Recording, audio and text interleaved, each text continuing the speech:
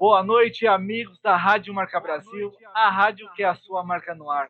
Eu sou o André Kaneski e está no ar mais um programa nos acréscimos. Boa noite, rapaziada. Boa noite a todos que nos seguem e que seguem o nosso programa, né, que é o mais importante. Bom, gente, estamos hoje com um convidado aqui que é fora de série. O cara, um jornalista espetacular. Gente, não tem nem o que falar sobre ele, que ele, olha, é um baita jornalista e, enfim, nós vamos conhecê-lo melhor durante o nosso programa. Boa noite, Thiago Uberreich. Bem-vindo ao programa dos Acréscimos. A palavra é toda sua. Tudo bem, André? Tudo bem, Leandro e todos os ouvintes, espectadores do programa de vocês? Eu agradeço demais pelo convite, por estar aqui, para a gente falar de um assunto que a gente gosta pouco, que é o futebol, e menos ainda que é a Copa do Mundo, né? Obrigado pelo convite aí, num ano tão legal, né? Num ano de Copa do Mundo, que a gente sempre fica naquela expectativa, né? Ô, Thiago, com certeza, Thiago.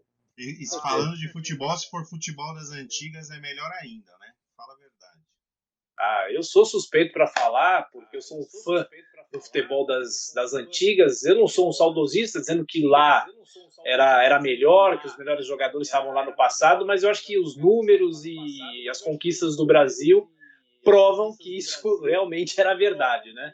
Mas, de qualquer forma, eu acho que é bom a gente discutir as coisas do passado para a gente entender o presente e falar com as pessoas, né? Contar um pouco a história do que foi o futebol brasileiro, que infelizmente está num momento difícil, um momento complicado, como sempre, né? Com essa história dessa hegemonia da Europa nas últimas 4 Copas, algo que nunca aconteceu.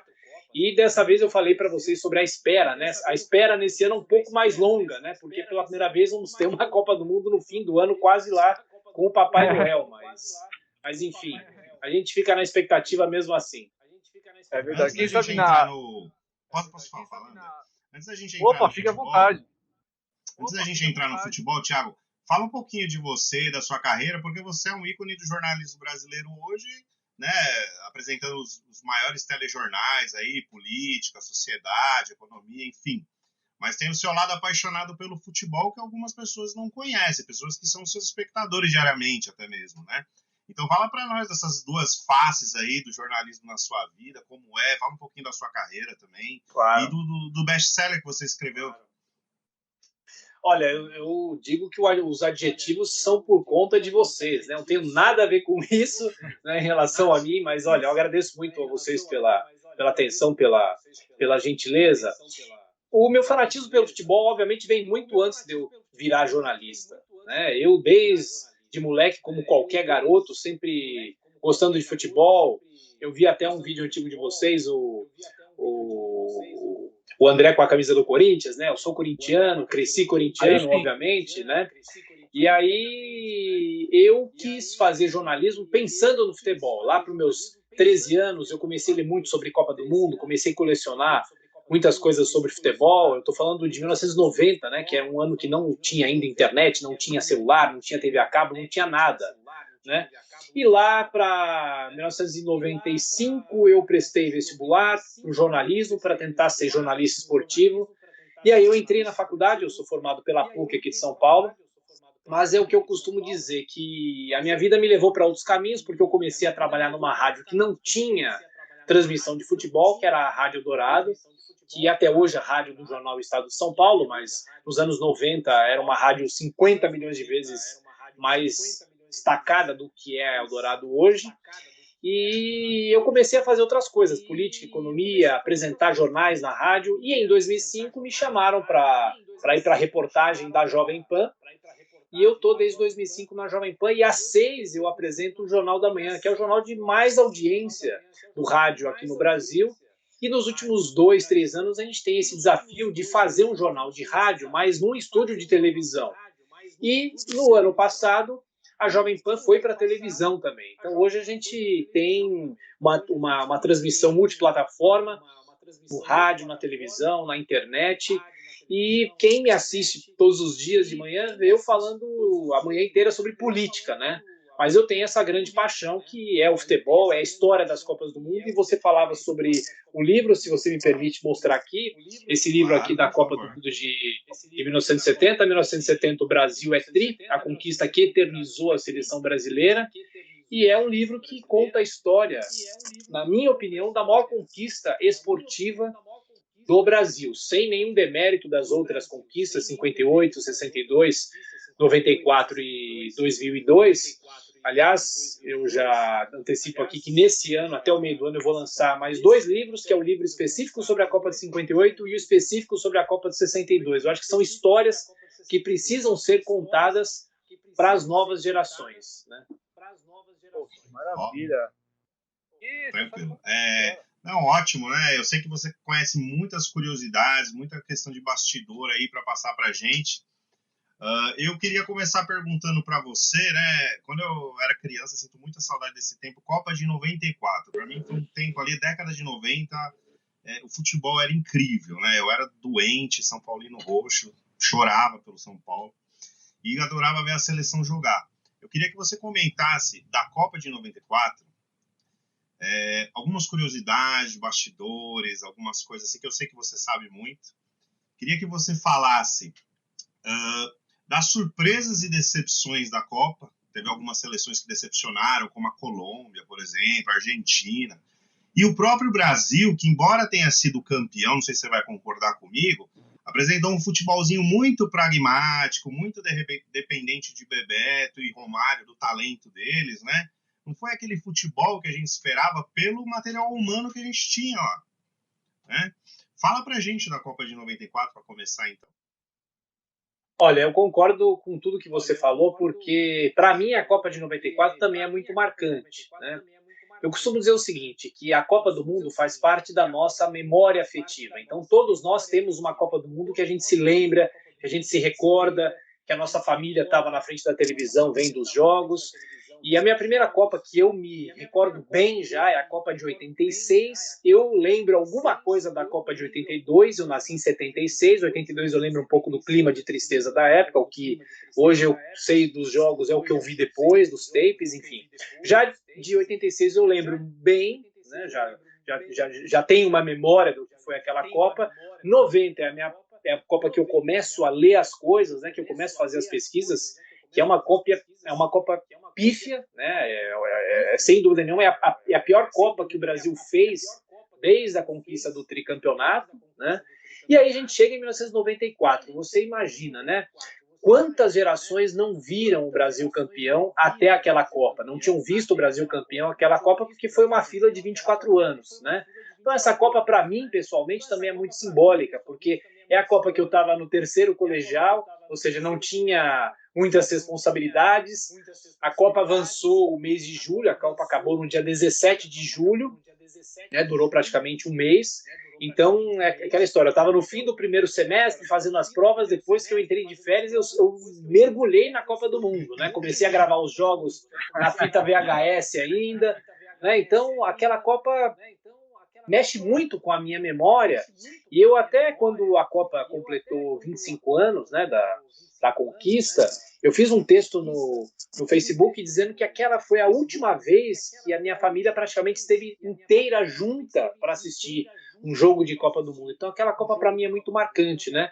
E assim, dentro de campo, a seleção não foi tudo aquilo que a gente esperava, né? O Brasil dependia muito do Romário e do próprio Bebeto, claro, né? Era uma seleção muito presa no esquema tático, né, do Parreira. Eu acho que teve uma decepção que foi o Raí, porque o Raí, você se lembra, em 1991 o Raí explodiu, massacrou o Corinthians na final do Campeonato Paulista, que eu me lembro até hoje, né? Depois teve em 92 o título do São Paulo contra o Barcelona, que o Raí também jogou muito. O Raí era a grande promessa para aquela Copa, né, de 94. Infelizmente o Raí chegou na Copa e não foi bem. E Copa do Mundo tem muito isso, né? A Copa, às vezes, a gente espera de um jogador que o jogador vai arrebentar e o jogador não arrebenta, né? O Raí fez o gol de pênalti na estreia contra a Rússia, gols do Romário e gol do Raí, mas depois o Raí começa a sair, começa a ser substituído, e o Parreira opta lá pelo Mazinho, pelo Mauro Silva, né? E isso amarra um pouco o meio de campo da seleção. Eu lembro que assim as críticas eram ferozes contra o Parreira, né? Eu lembro que o Zinho era chamado de Cone, né? Mas a seleção também. Isso, enceradeira, Cone, verdade, né? Mas a seleção foi indo e chegou à final, naquele 0-0 chato contra a Itália. É a primeira final de Copa do Mundo em que a decisão vai para os pênaltis, né? E você fala de decepções, né? A Copa de 94 teve uma decepção, que foi a Alemanha, né? A Alemanha caiu nas quartas de final, perdeu da Bulgária, né? Do Stoichkov. A Argentina também tem uma história muito peculiar nessa Copa, porque a Argentina, na comparação com a Copa de 90, a Argentina começa bem, né, goleia, massacra a Grécia, depois vence a Nigéria, e aí, no jogo contra a Nigéria, o Maradona é escolhido para o doping, né, e a FIFA suspendeu o Maradona por causa de uma substância chamada efedrina, né. E aí no terceiro jogo contra a Bulgária, o Maradona já não joga, a Argentina perde para a Bulgária, e nas oitavas de final a Argentina perde para a Romênia, do Hagi, né, daqueles grandes jogadores, uma boa geração da Romênia, né.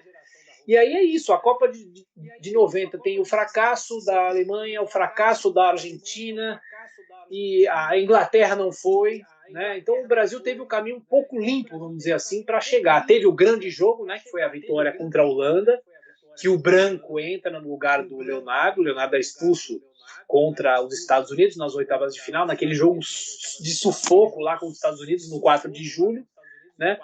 E o Brasil ganha bem da Holanda, com algum sufoco também, porque o Brasil vencia por 2-0, deixou empatar. Aí o Brasil ganha da Suécia da forma mais improvável, né, com gol de cabeça do Romário, que tinha 1,5 m, contra os zagueiros da Suécia, que tinham 2 metros. E a final é contra a Itália. A Itália chega muito aos trancos e barrancos na Copa, mal fisicamente. Vocês se lembram, não sei. O Baresi chega a operar no meio da Copa, fazer uma artroscopia no meio da Copa. E ele vai para a final e perde o primeiro pênalti daquela disputa por pênaltis, né? Disputa por penalidades, né?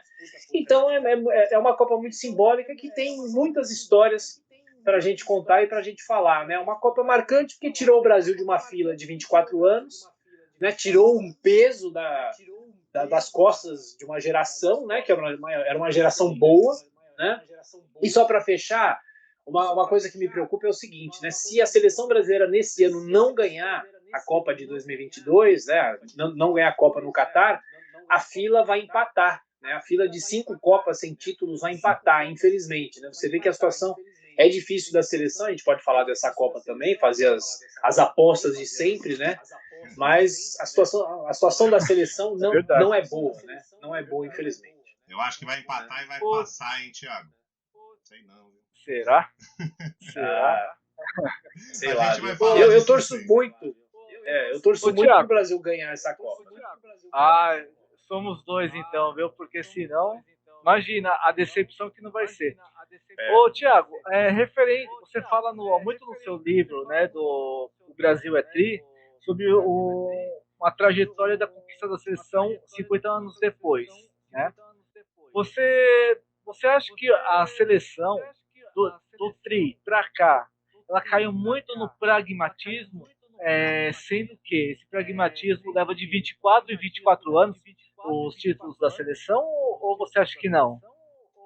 Olha, eu espero que não dure 24 para 24 anos, né? A seleção de 70, para quem não viu, para quem só ouviu falar, né, a seleção de 70 era uma seleção com super craques, né? A gente pode aqui passar horas também fazendo uma comparação da seleção de 70 com a de 58, né? Que 58 também tinha super craques, né? Mas a seleção de 70, além de ter excelentes valores individuais, era uma seleção que tinha um conjunto muito forte, né? As eventuais deficiências daquela seleção eram compensadas por um jogo solidário daquela seleção, que era uma coisa impressionante. Os jogadores ajudavam a marcar, atacavam, né? Então eu acho que aquela seleção é uma seleção que misturava tudo, misturava a técnica, né, dos jogadores. Você tem o Pelé no auge, né? Você tem o Rivelino muito bem, o Jairzinho fazendo uma Copa de Pelé, Ele fez 7 gols em 6 jogos, né?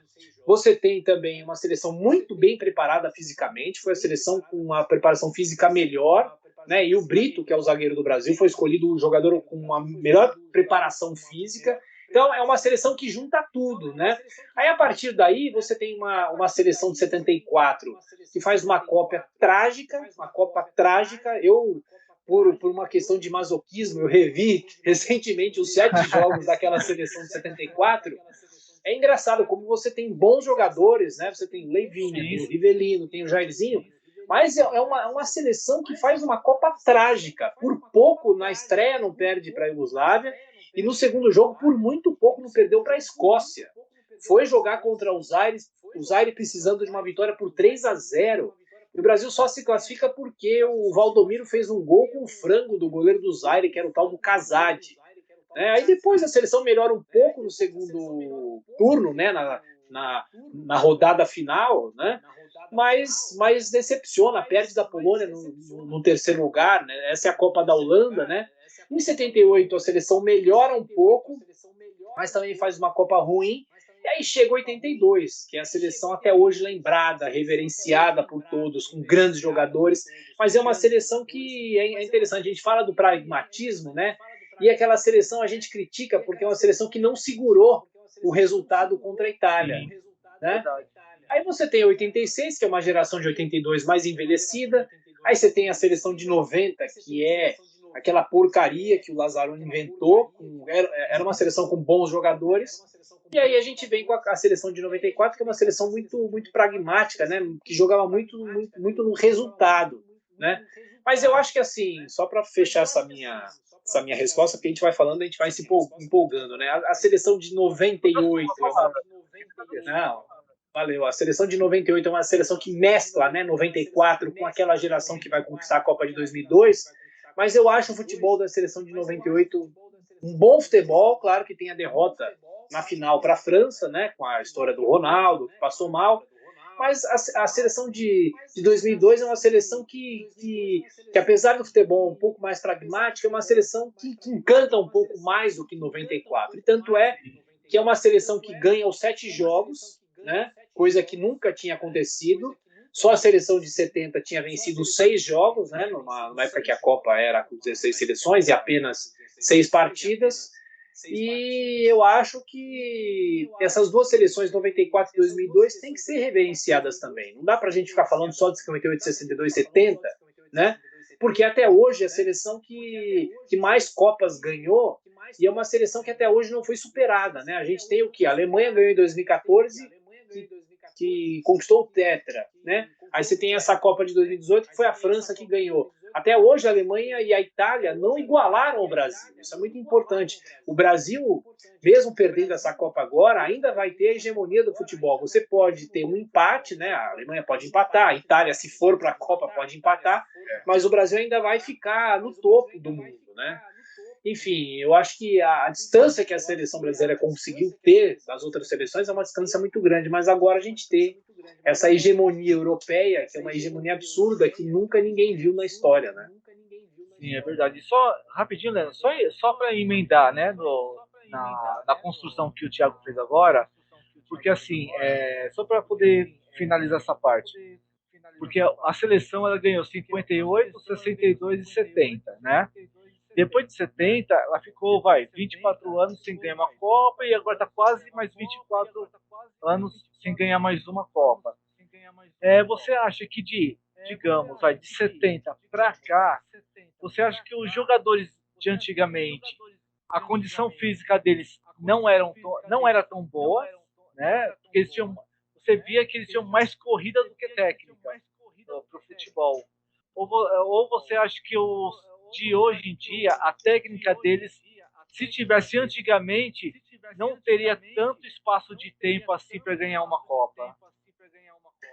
Olha, eu acho que são vários os fatores, né? Eu não sei se a questão física é tão decisiva para essa nossa conversa aqui, né? Para essa comparação.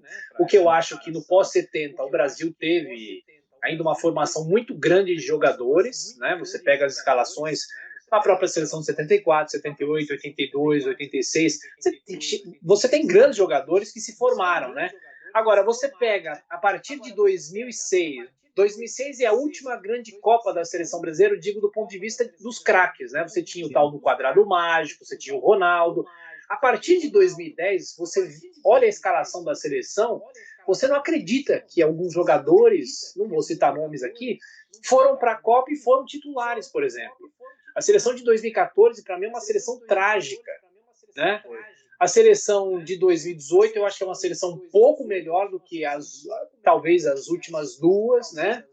É um pouco melhor, mas o problema é que, assim, eu acho que o futebol brasileiro, nunca ficou sem revelar tantos bons jogadores como se revelava antigamente. A gente tem uma dependência muito grande do Neymar, né? Mas eu acho que nessa Copa agora de 2022, a gente começa a falar de outros jogadores, sei lá, o Vinícius Júnior, começa a falar, claro, o Gabriel Jesus jogou na última Copa, mas tem o Gabriel Jesus, tem o próprio Firmino, o próprio Felipe Coutinho, né?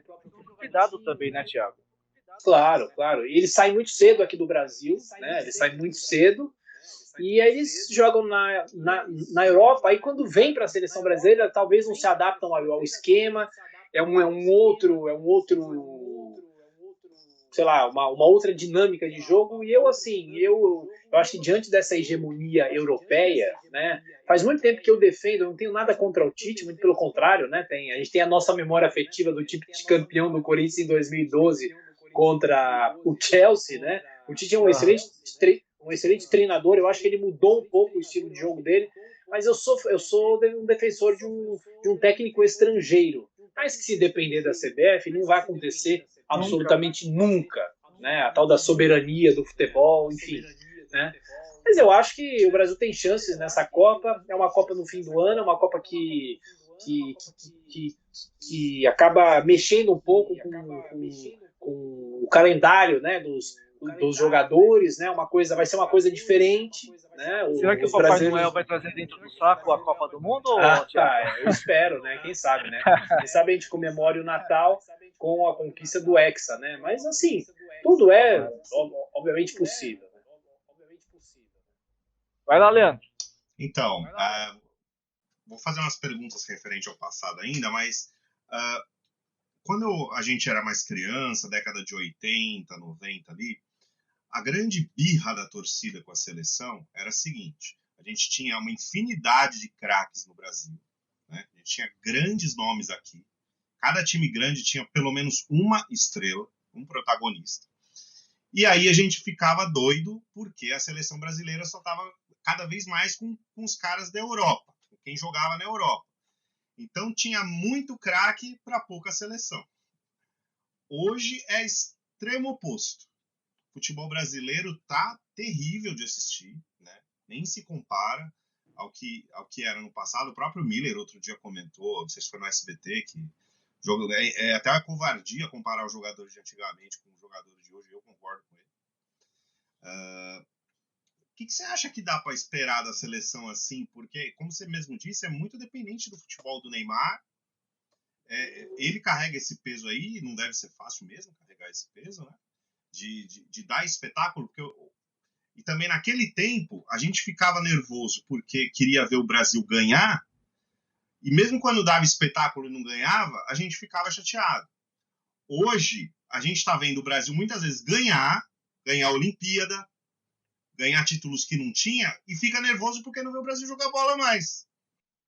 É verdade. Como que é esse paralelo aí, Thiago? Tem salvação essa situação para a seleção brasileira?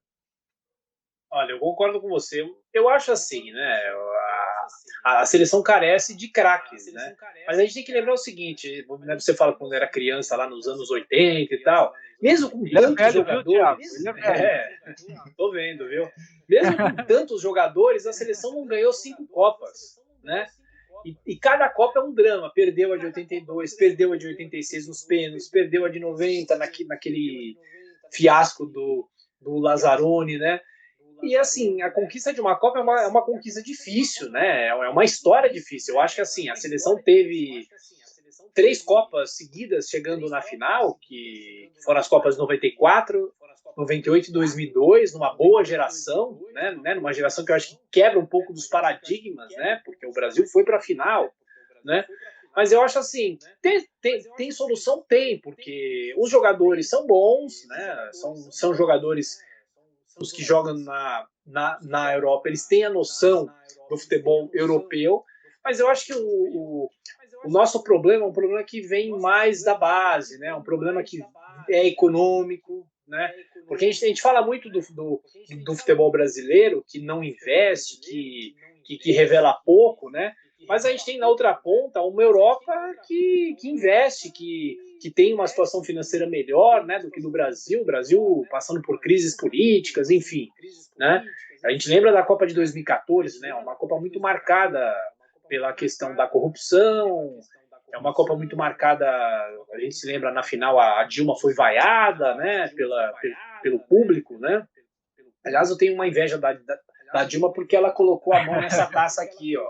Ela pôde colocar a mão nessa taça aqui e entregou para o Felipe Lã, entendeu? E eu não posso segurar a taça na Copa do Mundo, né? É verdade. Enfim. Mas aí, assim, pelo acho menos que... isso, pelo menos isso o PT não confiscou. Desculpa, não consegui deixar de fazer É verdade. mas tudo bem. É verdade. Não confiscou a taça, né?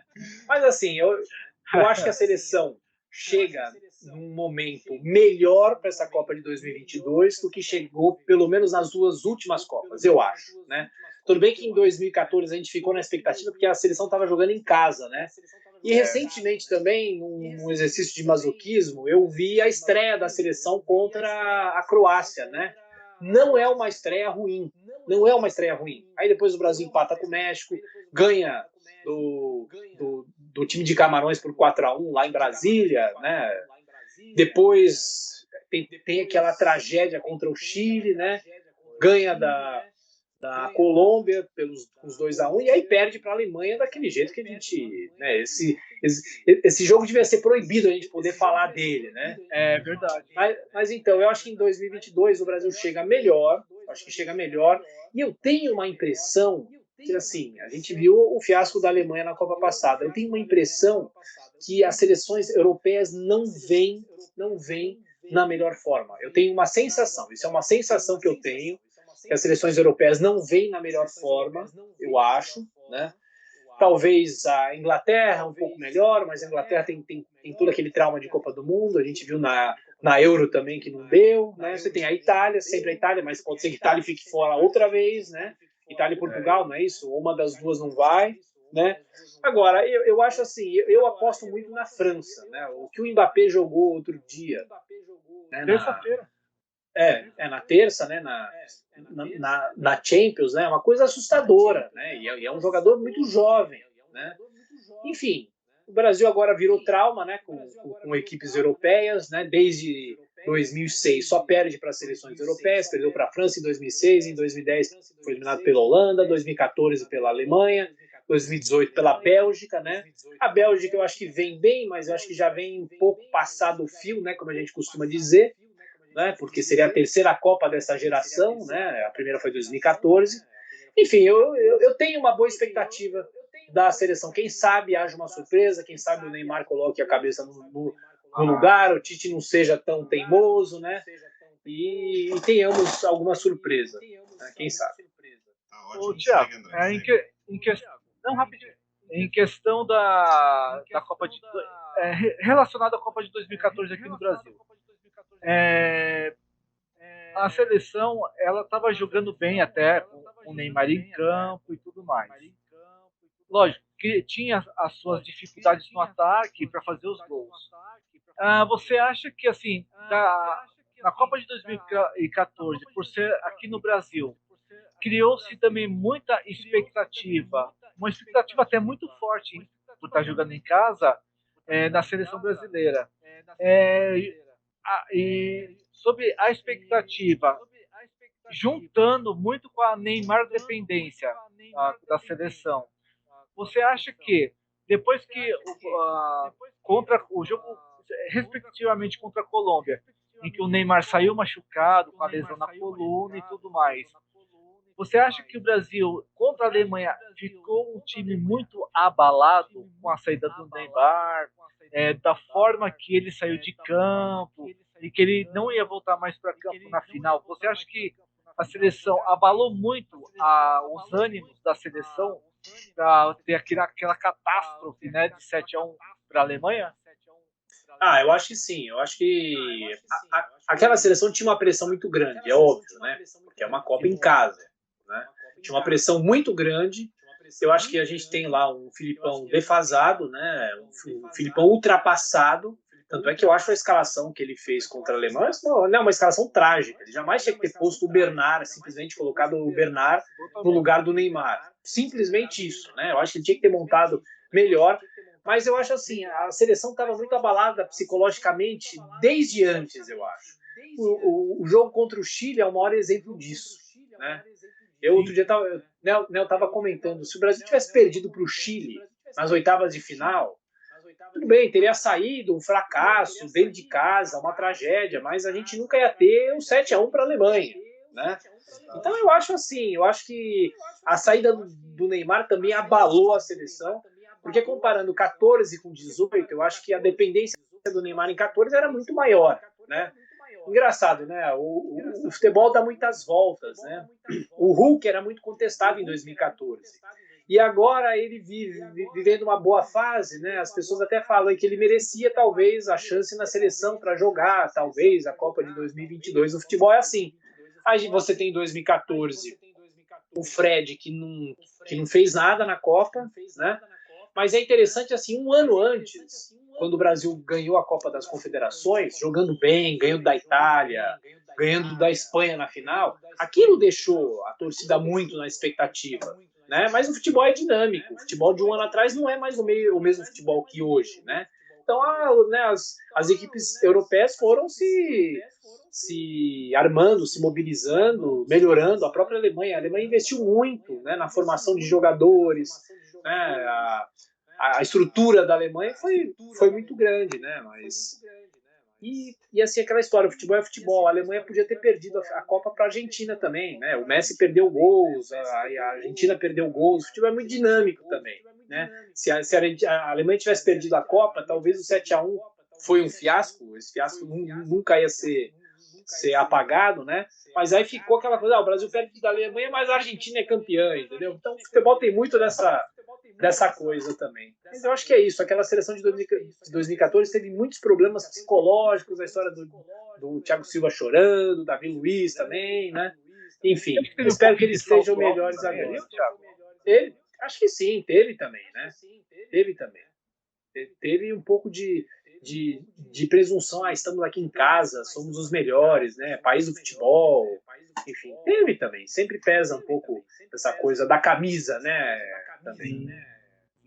Vai lá, Leandro. Manda a sua aí. Só me avisa quando dá 50 minutos, tá, Leandro? Tá, por favor. Tiago, muitas comparações entre 70 e 82, né? Acho que 82 tinha o peso dos grandes craques, principalmente do meio-campo, né? Que eram simplesmente fantásticos, não tem nem o que falar. Mas não apresentou resultado, que remete até à minha pergunta anterior, né? Grande futebol sem resultado. O pessoal ficava feliz de ver o jogo, mas não comemorava o título. 70 teve grande futebol, não sei se você considera no mesmo patamar, e teve resultado ainda, além de tudo, teve resultado, né? Então sempre vai ter esse debate, 70 ou 82? Primeira pergunta, queria saber o que você acha, o que você pode colocar aí pra gente. Segunda, relacionada a isso, se eu não me engano foi o Toninho Cerezo que, para se eximir da culpa contra a Itália, disse que se o Brasil fizesse 1000 gols, a Itália faria 1001, alguma coisa assim a declaração, se eu não me engano é do Cerezo, tá? Você concorda? Isso aí foi só para tirar da reta? Como é que é? O que você acha? O Brasil não tinha chance nenhuma com a Itália mesmo ou foi vacilo? Olha, eu começo nessa comparação 70-82, né? E aqui eu jogo uma pimenta de provocação, que é a seguinte, né?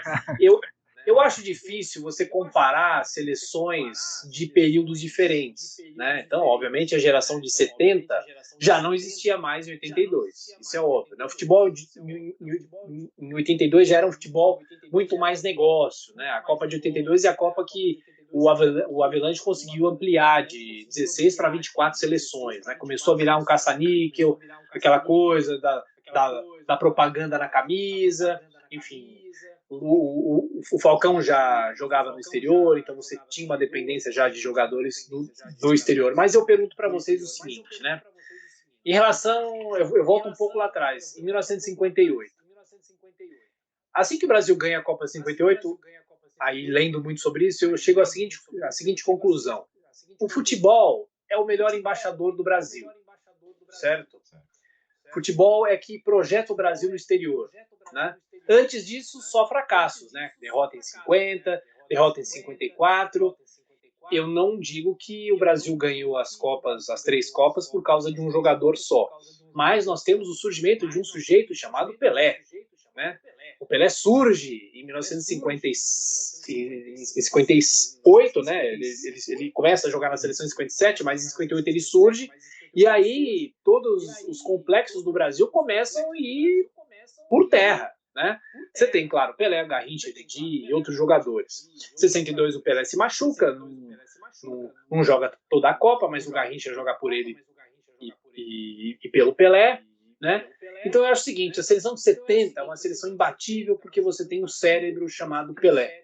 Simplesmente isso, um jogador no auge, um jogador que representa tudo no futebol. Você vê os tapes dos jogos de 1970, você não acredita que aquilo era real, né? Aí você chega em 1982, você tem uma excelente seleção, Sócrates, Cerezo, Falcão, Júnior, o Éder numa boa fase, mas eu acho que assim, aquela seleção de 82 tem problemas táticos, né? Tanto é que o Tele era muito criticado por não ter pontas, né? E é uma seleção que tinha problemas também na defesa. A seleção de 70 tinha também problemas na defesa, mas era uma seleção que se superava por causa do esquema e da força, né? A seleção de 70 subia de produção no segundo tempo. Aliás, dos 6 jogos do Brasil, é uma estatística interessante, né? Dos 6 jogos de 70, só 2 a seleção vai ganhando o jogo no segundo tempo. A seleção resolvia no segundo tempo. Já a seleção de 82, que eu deixo muito claro, eu sou fã da seleção de 1982, eu acho que faz parte também da minha memória afetiva, mas é uma seleção que teve o azar de topar com uma Itália que vinha aos frangalhos no primeiro turno da Copa, na primeira fase da Copa, e você tem erros, né? É uma seleção que errou muito naquele jogo de 1982. Os 3 gols que o Brasil tomou, 2 pelo menos foram dados de graça, praticamente, né? Agora, essa história, você me pergunta do Cerezo, né? Eu acho que a gente tem que parar um pouco de culpar um jogador por causa da derrota, né? Em 50 era o Barbosa, o Bigode, que falharam, né? Em 1966, o Gerson foi execrado, diziam que ele tinha comido pasta de dente para enfrentar Portugal. Aí você tem, em 2010, o Júlio César execrado também por ter falhado, enfim. Eu acho que você não pode culpar um jogador apenas, né? A gente cria os bodes expiatórios, né? Mas eu acho que você não pode culpar um jogador no esporte que são 11, né? 11 em campo e 22 no total, né? Eu acho que é mais ou menos isso. Não sei se eu filosofei muito, o Leandro, nessa sua resposta aqui, mas é que a gente vai imaginando, a gente vai pensando nas seleções e nas Copas. A seleção de 70 chegou na final e goleou a Itália por 4-1, simplesmente isso, né? E a seleção de 82 fez uma primeira fase boa, quase empatou com a União Soviética na estreia, depois venceu a Escócia, saiu perdendo da Escócia, depois venceu bem a Nova Zelândia, que era uma seleção fraquíssima, foi bem com a Argentina, né, na vitória por 3-1, que eu acho que é o melhor jogo daquela seleção, mas aí chega na Itália, o Brasil topou com uma Itália que vinha subindo de produção, né? Aí são coisas do futebol, não tem jeito. Ó, mas deixando claro, nada contra o Cerezo, hein? Porque ele foi herói no Não, claro que não. Claro que não. Ele foi protagonista nos títulos mundiais de São Paulo, né? Grande jogador. Foi. E Sem dúvida. nada contra, mas eu tenho que te provocar, né? Porque vocês ficam em cima da... Claro, lógico, faz parte. Vai lá, André. Ô Thiago, vou falar rapidamente referente aos seus livros, né? Você tem o seu livro você lançou em 1970 o Brasil é Tri, né? A obra conta a trajetória da conquista da seleção 50 anos depois. A biografia das Copas, que tem mais de... Eu até vi um pedacinho, tá? Eu pesquisei um pouquinho sobre a história dos livros, e tem uma parte sim também que conta mais de 150 fotografias, dividido em 20 capítulos, desde 1930 até 2014. E eu achei até legal que o seu prefácio, você cita, não só no prefácio, né? Mas referente aos seus livros, o seu livro, você cita muito sobre o jornalista o Mauro Betti. Uma perguntinha referente ao Mauro Betti. Ele te ajudou em toda a pesquisa dos seus 2 livros, só em um livro, referente a um livro só? E assim, e qual que é assim, você tem ele como um ídolo, o Mauro Betti, assim, ou não? Ou ele é um super amigo seu que você fala, e com esse cara eu posso contar? Olha, primeiro deixa eu mostrar aqui, ó. Esse aqui, Sim, tá claro, vendo bem aí? Esse aqui é a capa do espero também Biografia das ler os seus Copas. livros, Thiago. Eu Ah, ainda não li, legal, mas eu claro. espero ler ele. E eu tenho uma informação em primeira mão para vocês. Eu não falei para ninguém Opa! ainda. Esse livro aqui, que é o Biografia das Copas, que foi lançado em 2018, né? Ele foi lançado nas vésperas da Copa de 2018, né? E assim, ele é um livro caro, ele é um livro que tem muitas fotos coloridas, né? É um livro que a gente fez uma tiragem muito baixa, foram 1.000 cópias apenas, 1.000 exemplares. O livro do Tri são 3.000, né, que estão rodando, então ninguém tem dificuldade para achar o livro do Tri. E o Biografia das Copas é um livro que se esgotou muito rápido, né? Felizmente se esgotou muito rápido. Que bom, né? graças a Deus. Então, assim, era um livro que vai de 1930 até 2014, porque ele foi lançado antes da Copa de 2018, e eu, nessas últimas 3 semanas, eu estou trabalhando na atualização desse livro. Eu já escrevi o capítulo da Copa de 2018, estou fazendo as revisões, as correções de praxe, né, de qualquer livro, e eu espero, até o meio do ano esse livro está disponível para uma venda na internet, né? É um livro físico apenas, mas a gente vai começar a vender na internet, no site da editora, que é 11 Cultural, e eu espero, no fim do ano, um pouco antes da Copa do Mundo, relançar, numa noite de autógrafos, o Biografia das Copas. Os livros do tricampeonato, né, a trilogia do tri, que eu costumo chamar, no meio do ano eu vou lançar o de 58 e o de 62, são os dois que eu vou lançar ao mesmo tempo, né? E a gente espera até fazer uma caixa, né, com os 3, né? O de 58, 62, 70. O de 70 foi lançado... Isso, seria um combo, mas quem quiser comprar avulso também pode comprar. E o de 70 eu lancei lá em 2020, né? Que era o meu maior sonho. O meu maior sonho era lançar um livro sobre a Copa de 70, né? O Biografia das Copas furou essa fila, né? E aí depois do 1970 o Brasil é Tri, que eu tive uma repercussão muito grande dos jogadores, de familiares dos jogadores, de torcedores, né? Aí foi inevitável, eu comecei a trabalhar com os dois, né? O de 1970, o de 1958 e o de 1962. Aliás, o bicampeonato nesse meio de ano completa 60 anos, né? Então, o lançamento provavelmente vai ser em junho, eu não tenho o dia ainda, porque os livros estão na editora ainda, estão lá no processo deles, né? Agora, você me pergunta sobre o Mauro Betti, né? O Mauro Betti, ele, quando foi para a Jovem Pan, eu não o conhecia, né? Mas eu costumo dizer o seguinte, eu sou jornalista por causa dele, porque quando eu estava no colégio, eu liguei para a casa dele para perguntar o que ele achava de eu fazer jornalismo, né? E ele, irresponsável, diz que era bom que eu fizesse jornalismo, né? Que eu fizesse a faculdade de jornalismo. Eu digo irresponsável por uma brincadeira, né? Mas, enfim, aí o Mauro, ele me abriu as portas para a primeira editora do livro Biografia das Copas. Então, já que ele me abriu as portas, eu pedi para ele escrever o prefácio do meu livro, né?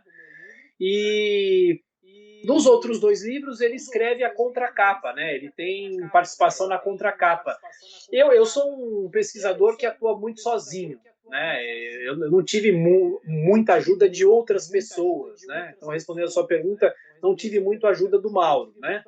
Mas é engraçado porque, assim, quando você é um pesquisador, você encontra muitas informações que se perderam no tempo, né? Muitas histórias que são muitas vezes desconhecidas do público, né? E eu, na medida que eu ia escrevendo os meus livros, eu ia compartilhando com o Mauro essas descobertas, né? E ele sempre super empolgado, né? Ah, nossa, que legal, não sabia disso, né? Tanto é que assim, aconteceu uma coisa muito engraçada. O Mauro escreveu na contracapa do livro de 1958 que a seleção de 58 ainda não era a seleção Canarinho, não era conhecida como a seleção Canarinho. Aí eu falei, nossa, o Mauro falando isso, então ele tem razão, né? Mas aí eu estava pesquisando uma edição da Copa de 58 da Gazeta Esportiva, né, o jornal Gazeta Esportiva, e tava lá a seleção Canarinho. Eu falei, ué, né?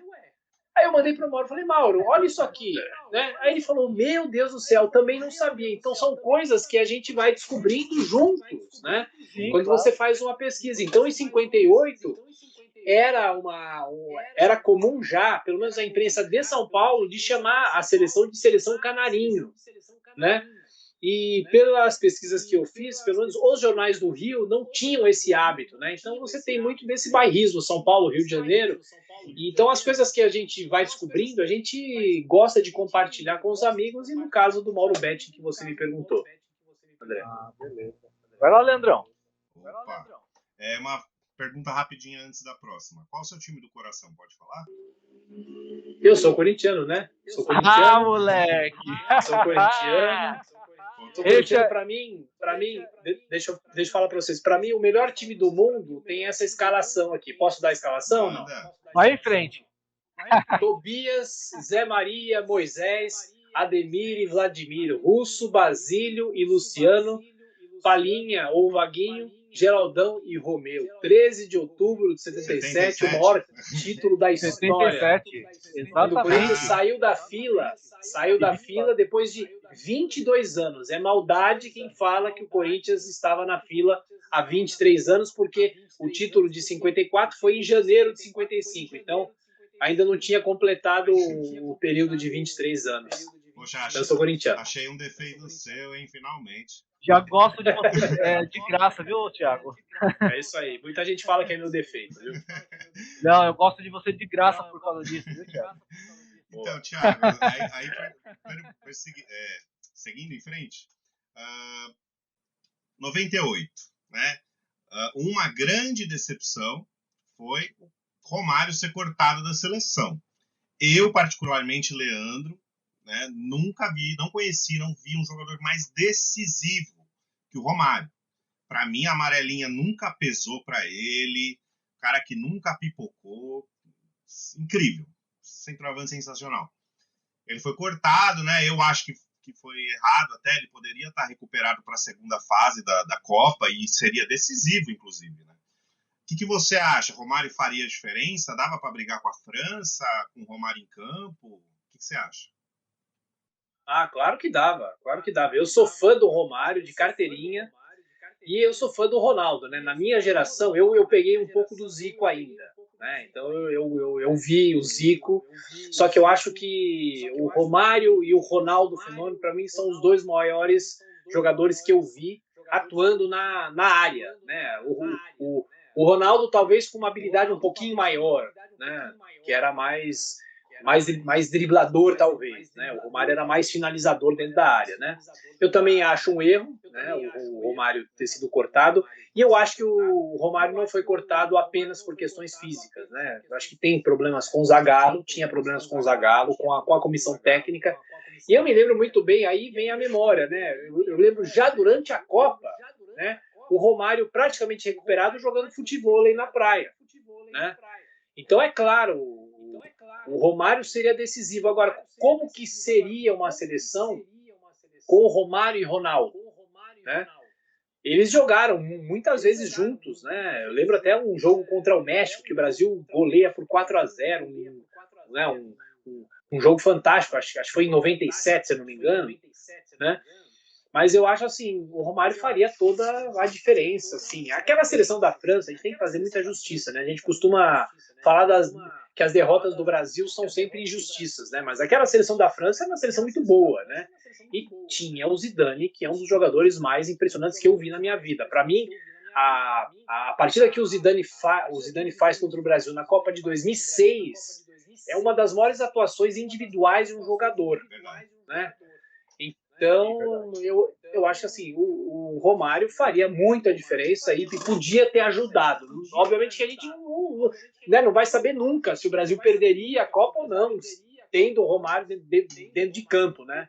Mas eu acho que seria uma coisa a mais, assim, para aquela seleção ter chances de ganhar. Porque, assim, a seleção foi para aquela final muito abalada com o que aconteceu com o Ronaldo. Isso é fato, né? Isso é fato. Claro que a seleção tinha alguns problemas, tanto é que tinha perdido da Noruega, né? Imagina, o Brasil perdendo da Noruega na terceira partida da Copa, né? O Brasil não perdia uma partida de primeira fase desde a Copa de 66. Então, alguma coisa não ia bem. Só que aí faz um bom jogo contra o Chile, faz um bom jogo contra a Dinamarca. O jogo contra a Dinamarca é um baita de um jogo.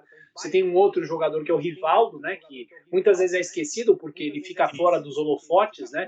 Mas ele é um baita de um jogador, né? Tem todos os méritos para a conquista de 2002, né? Mas respondendo agora a sua pergunta, o Romário faz muita falta na Copa de 98 na França. É porque eu vejo que em 98 a seleção brasileira também era muito dependente do fator decisivo Ronaldo, ele decidindo, e a criatividade do Rivaldo, né? Eu acho que aquele miolo do meio de campo do Brasil, com 3 volantes, não necessitava daquilo. Então precisava muito do brilhantismo do Rivaldo e do fator decisivo que era o Ronaldo. Ele não tinha com quem decidir isso, né, na minha opinião. Claro. A gente tinha o Bebeto, né? Mas eu não sei se vocês se lembram, o segundo jogo do Brasil foi contra o Marrocos, né? Que o Brasil ganhou por 3-0. E aí o Dunga e o Bebeto tiveram um desentendimento nesse jogo, né? Então, assim, eu acho que o bastidor daquela seleção também não era bom, e isso interfere muito, né? E aí, rapidamente, voltando para a seleção de 70, a gente não tem uma informação de desentendimento naquele grupo, né? Então, eu acho que o fator grupo, assim como em 2002, eu acho que a história da família Filipão, aquela coisa toda, né? Eu acho que a união dos jogadores é sempre muito, muito importante, né, para a conquista de uma Copa do Mundo. Não é fundamental, mas também é muito importante para que a seleção consiga ter o sucesso numa Copa do Mundo. Né? Tá certo, manda aí, André. É verdade. Não, só com referência ainda à Copa de 98, Thiago, você cita no seu livro, né, referente a uma teoria da conspiração, né? Me corrija, por favor, se eu estiver errado, tá? Essa teoria da conspiração é referente à seleção, que teria surgido uns boatos de ter vendido a Copa para a França.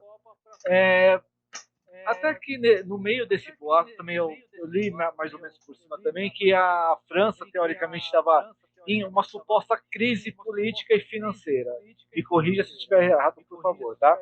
Você acha que essa teoria de conspiração referente à venda da Copa para a França teve mesmo? Você acha que não teve? É só uma teoria mesmo? Uma teoria política que surgiu assim, porque o Brasil, em questão, não poderia, nunca pode perder a Copa do Mundo, nunca pode perder jogos que vira um escracho, né, para o Brasil.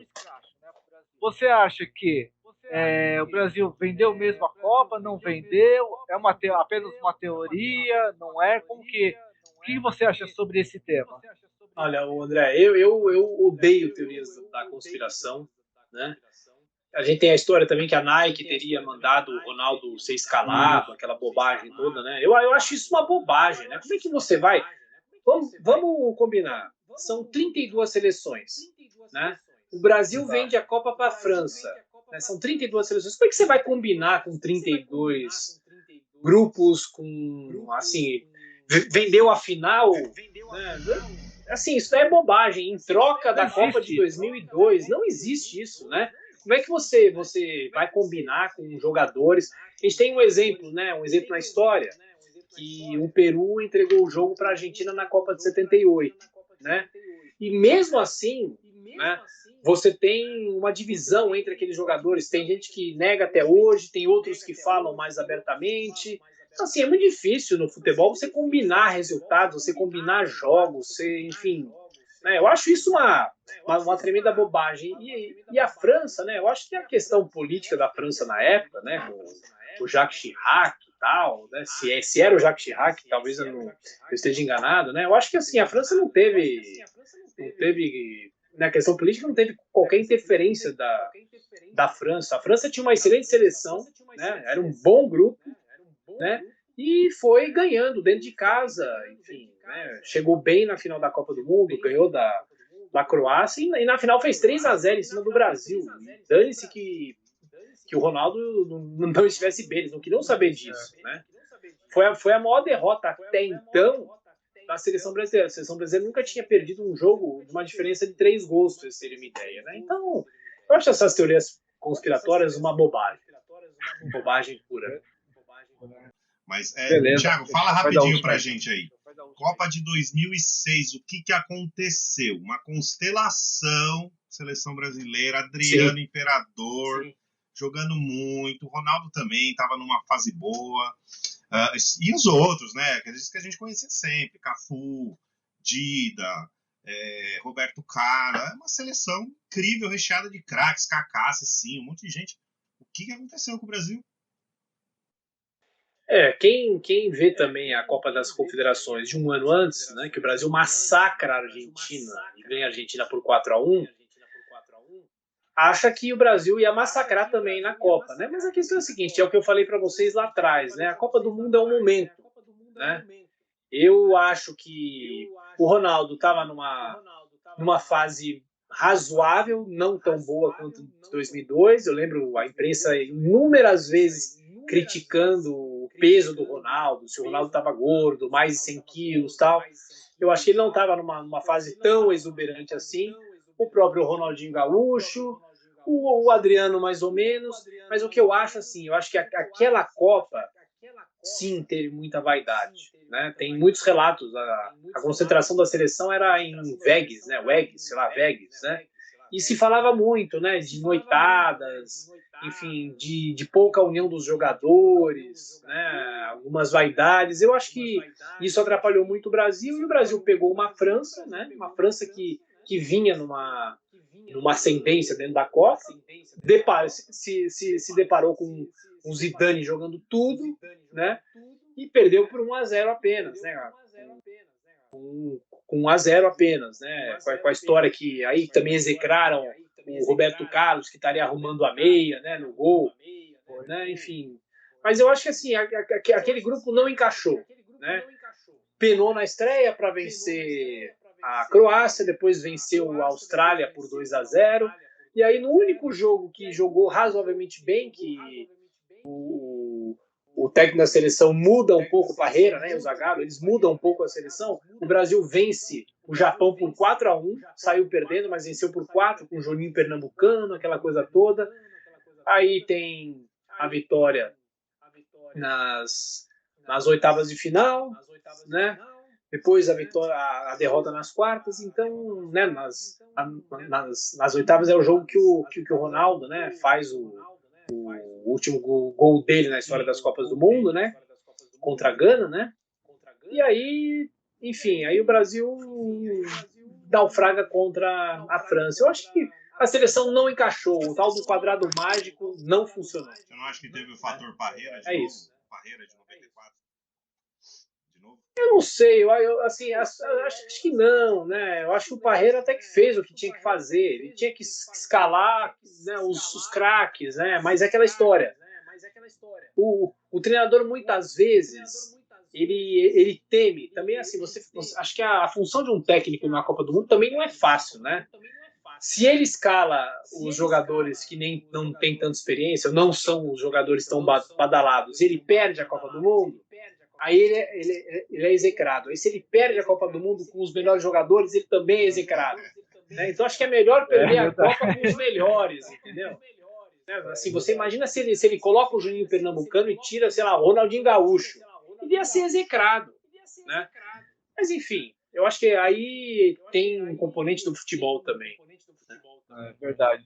Tiago, chegamos ao fim do nosso programa nos acréscimos, tá? Quero muito te agradecer mesmo pela sua colaboração, por você ter tirado uma horinha do seu tempo aí, né?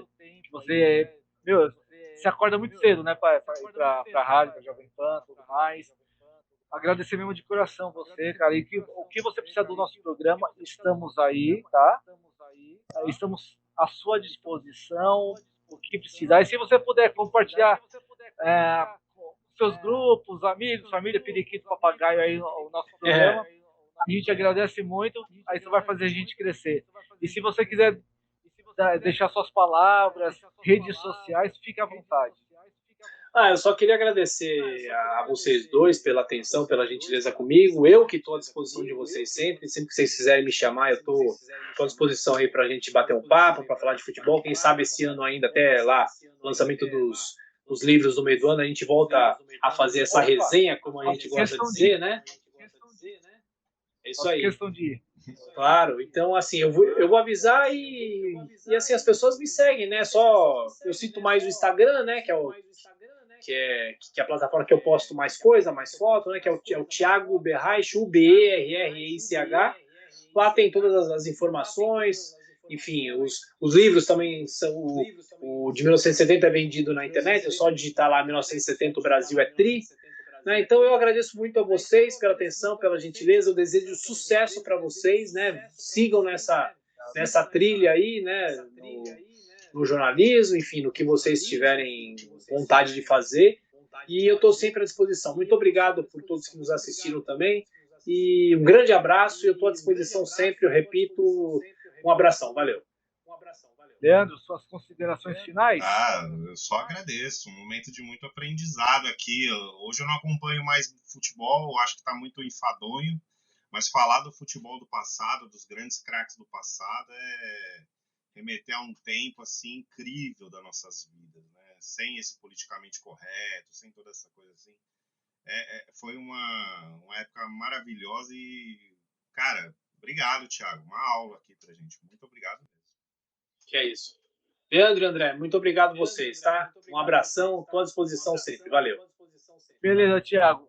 Valeu, Thiago. Valeu, Leandrão. Obrigado a todos que nos seguiram e nos seguem e assistiram o nosso programa nos acréscimos. Obrigado a todos. Obrigado, ouvintes da Rádio Marca Brasil, a rádio que é a sua marca no ar. O programa nos acréscimos fica por aqui e a semana que vem estaremos mais uma vez na quarta-feira, nosso programa normalmente. Obrigado, galera. Um abraço. Tchau.